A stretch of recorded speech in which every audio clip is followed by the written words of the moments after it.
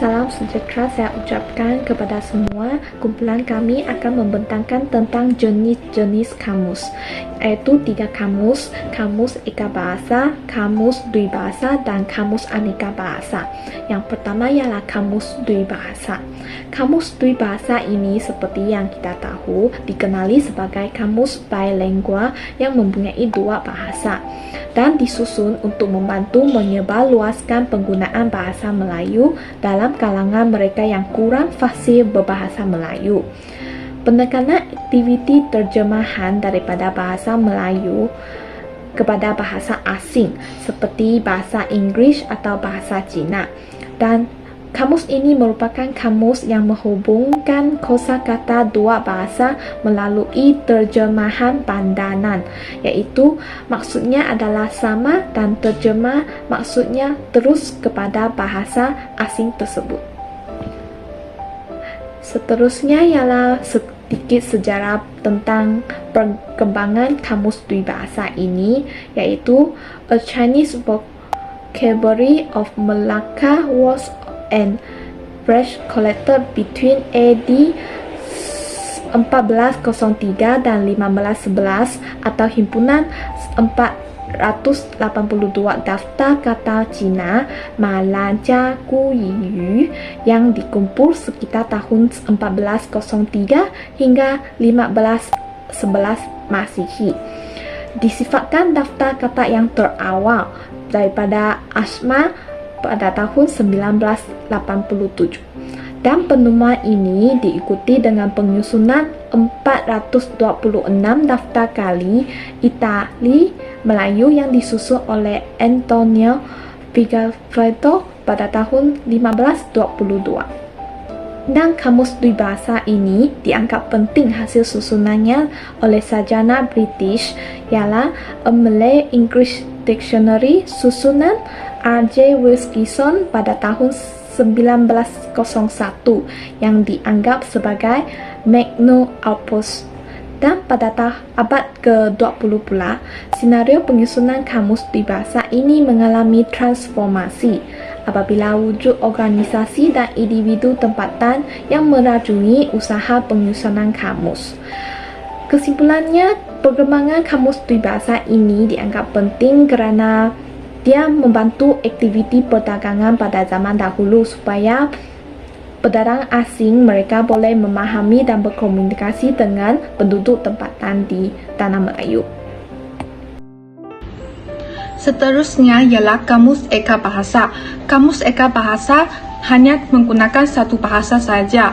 Yang tadi kamus dwi bahasa menggunakan 2 bahasa dan kamus eka bahasa hanya menggunakan 1 bahasa saja. Kata-kata yang disenaraikan merupakan kata umum yang menurut Ibrahim 2010. Kamus eka bahasa terdiri daripada 2, iaitu umum dan khusus. Dan kamus eka bahasa terdiri daripada struktur mikro yang mengantongi entry, bentuk, makna, etimologi dan sebagainya. Seterusnya ialah sejarah pengembangan tentang kamus eka bahasa, iaitu kamus eka bahasa kemunculan di alam Melayu bermula dengan penghasilan kitab pengetahuan bahasa susunan Raja Ali Haji pada tahun 1858. Seterusnya, perkembangan kamus eka bahasa Melayu disusuli dengan kemunculan kamus Al-Mahmudiyah susunan Sheikh Mahmud Syed Abdul Qadir pada 1894 dalam tulisan Jawi. Seterusnya, penumbuhan Dewan Bahasa dan Pustaka pada tahun 22 Jun 1956 telah memberi sumbangan besar dalam aktiviti penyusunan kamus eka bahasa. Contohnya, kamus Dewan telah dihasilkan pada tahun 1970 dan kamus Dewan edisi kedua dihasilkan pada 1989 dan kamus telah dibagi menjadi kamus Dewan edisi ketiga pada tahun 1994 dan akan menghasilkan kamus Dewan edisi keempat pada tahun 2005. Seterusnya, saya akan menjelaskan kamus aneka bahasa. Kamus Aneka Bahasa merupakan kamus kesinambungan daripada kamus Peribahasa dan kamus Eka Bahasa. Kamus ini juga mendukung sekurang-kurangnya satu bahasa sumber dan 2 atau 3 bahasa sasaran sebagai pandangan. Kamus ini juga merupakan jenis gaya rujukan apabila kosakata daripada beberapa bahasa berkaitan antara satu sama lain melalui padanan terjemahan. Seterusnya saya akan membentang tentang perkembangan Kamus Aneka Bahasa. Kamus Aneka Bahasa ini nisbah penyusunannya lebih kecil berbanding Kamus Eka Bahasa dan Kamus Dewi Bahasa. Okey, Kamus Aneka Bahasa ini sepertinya dikatakan oleh Ivy sebentar tadi, Kamus Aneka Bahasa menterjemah beberapa bahasa 2 sehingga 3 atau 4 bahasa. Okey, Kamus Aneka Bahasa ini muncul bermula pada 1861. Kemunculan pembendaharaan kata English, Melayu, Dayak iaitu disusun oleh William Calmes. Kemudian pada tahun 1867 kemunculan pembendaharaan kata English, Melayu, Melano iaitu disusun oleh John Tamai. Kemudian pada tahun pada tahun 1893 pula munculnya Kamus Aneka Bahasa English, Sulu, Malay, Vocabulary yang disusun oleh Covey.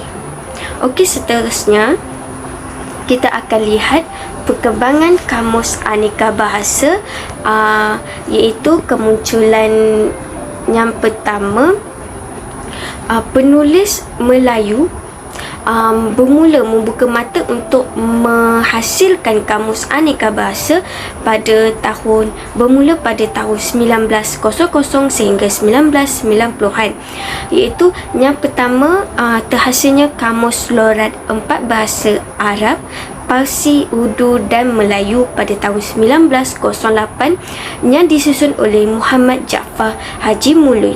Kemudian pada tahun 1938 pula munculnya gugusan kata Sanskrit Melayu, Hindustan Melayu dan Cina Melayu yang disusun oleh Muhammad Said Sulaiman. Kemudian pada tahun 1939 pula munculnya Kamus 3 bahasa English, Melayu dan Arab yang disusun oleh Mustafa A.R. Mahmud.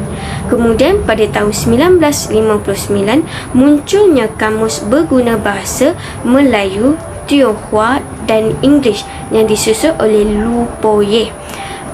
Sepertinya saya bentangkan sebentar tadi, Kamus Aneka Bahasa terdapatnya 2 hingga 4 bahasa yang diterjemahkan di dalam kamus.